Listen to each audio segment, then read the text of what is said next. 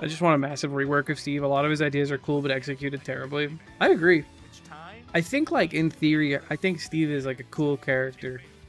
Like, they try their best to, like, you know, keep them true to their games while also doing a good job of, like, implementing them in Smash. Sometimes it just leads to them being super broken, and they just need, like, a little tune. Mining is one of the worst offenders, makes the game so unengaging. Yeah, I agree. Which is, like, how do you reapproach mining?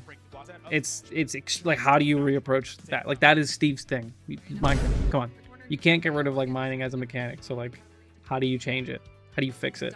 Get materials on hit? That just wouldn't make any sense, though. Like, having Steve hit Bayonetta and then a diamond pops out just... Well, actually, that kind of makes sense. Having redstone pop out, like, that doesn't make... That's not real. I think you guys are kind of just approaching the problem incorrectly, where you just want to, like, get rid of how the B button works entirely, I suppose. Like, I think what you should try to do is, like, incentivize approaching, right? And de-incentivize camping with the mining.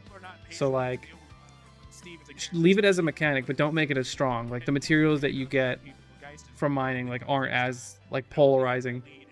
And then, like, I don't know, make it so that there's just a reason to approach, where, like, if you hit someone with, like, wood, I don't know, something happens. I don't know. I literally don't know. The more you hit somebody, the better your chances are of getting, like, better material or something. Like, if you just hold B, it takes 2 minutes to get diamonds. Like, 2 minutes is an insane amount of time. But, like, if you do, like, 100 damage and then... Wow, that was crazy. The little pop-up. You see where I'm going with this, though. Like, you do, like, 100 damage, and then suddenly it's, like, that timer chunks down to, like, 30 seconds. Replace material upgrades with enchanting that you need to hit with opponent for XP. Yeah, that's a good alternative. Have platforms provide better resources while the stage provides less valuable resources. Helps Steve stop camping with blocks. I don't know. I don't think that's a good way to do it. Make Mars Smash 6 development team. True. I'm sure a lot of pros would have, like, some good ideas, but it depends on who you ask, because, like, I wouldn't ask Cola to balance anything because he plays Pokemon and nothing else, you know? I feel like if you're gonna balance a game like Smash, you have to play a lot of video games. You gotta balance from the heart.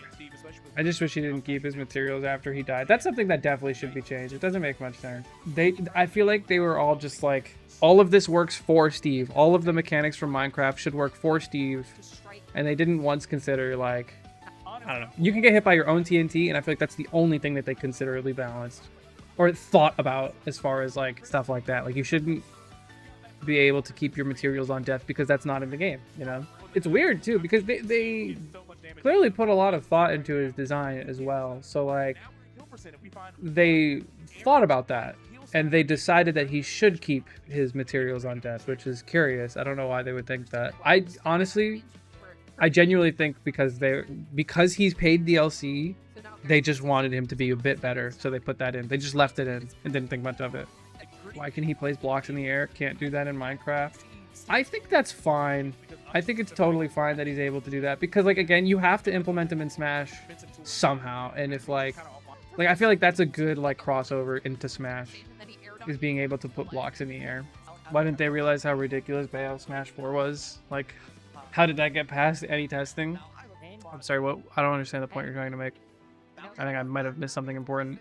Nintendo did hire a couple of top Japanese players from Smash 4 to beta test Ultimate. I wonder just how much say they had in development and playtesting, because remember, it took Leo doing a Bayonetta combo during the pre-release tournament for people to start booing, and that's what got Bayonetta nerfed, not what the Japanese players did or input. So, like, I'm very curious as to how that happened. Like, did they just like did the Japanese players just be like, yeah, this is fine, yeah, Bayo should be able to do this, this is totally cool? Or did they say something and they were like, it's fine, it's fine, it's fine, you know?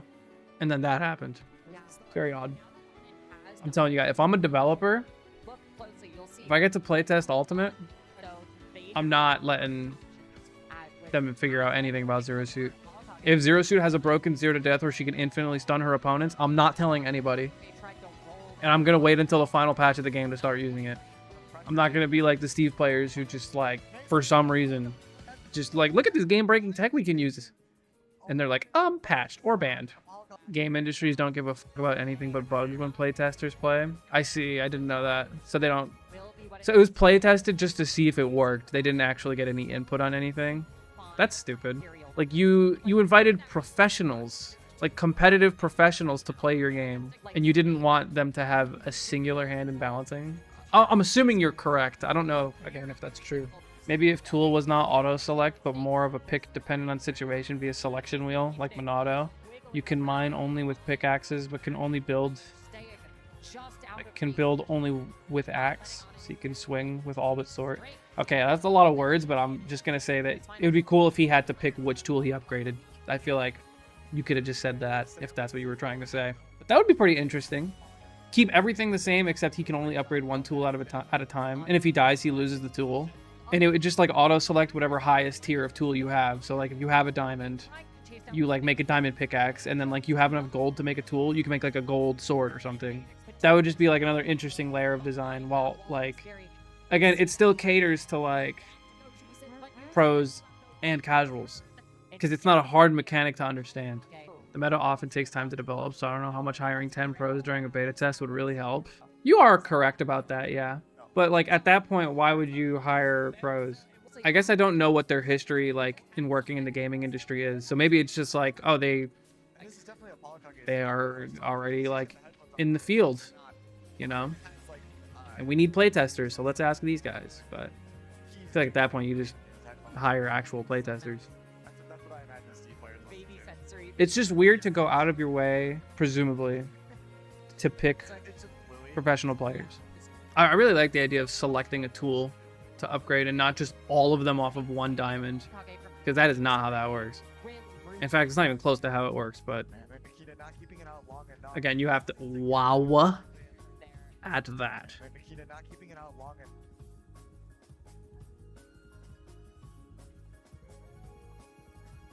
Dude.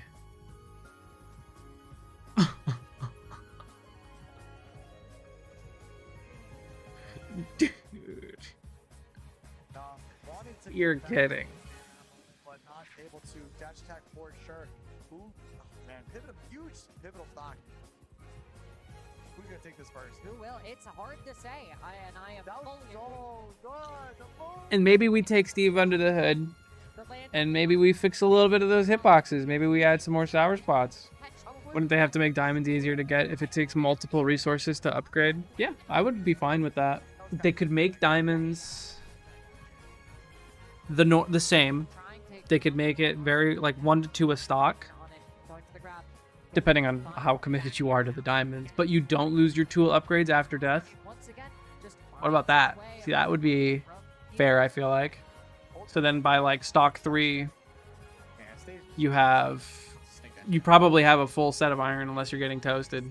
I'm sorry, full set of diamonds. If they did that though, they'd probably have to tone down the other ones too, because like it would be so free to get full iron, and iron's pretty good. So, oh, actually, you know, another thing that doesn't make any sense is the fact that you can still get diamond with like a stone pickaxe or something. You should actually have to work your way up the tree. Not that it would take that much longer, but like you're still allocating resources to like actually upgrading through the tree, and not just like, you know. He's like, again, he's like a cool character, and he has the potential to be really cool. It's just unfortunately a lot of his gameplay just revolves around holding the B button and camping behind a wall. Doesn't Snake do the same thing? There's no way you just compared Snake camping to Steve camping. There is no literal wall blocking you from approaching Snake. There is nothing that you can dash into and cause collision with, aside from Snake himself. If you approach Snake, the worst thing that can happen to you is like you get nared for like 30 damage. The worst thing that can happen to you when you approach Steve for camping is you die because you got up tilted, which is like a frame -5 move. That's why I hate Steve. There's no hype about it. I think it's just so one-dimensional, I feel like, is the real problem with it. Because like when Snake is camping, it's like you can literally see him setting up grenades, rolling around hitboxes, like jumping instead of rolling, sometimes jumping over hitboxes. Whereas like with Steve, It's like the answer is always going to be back air or up tilt.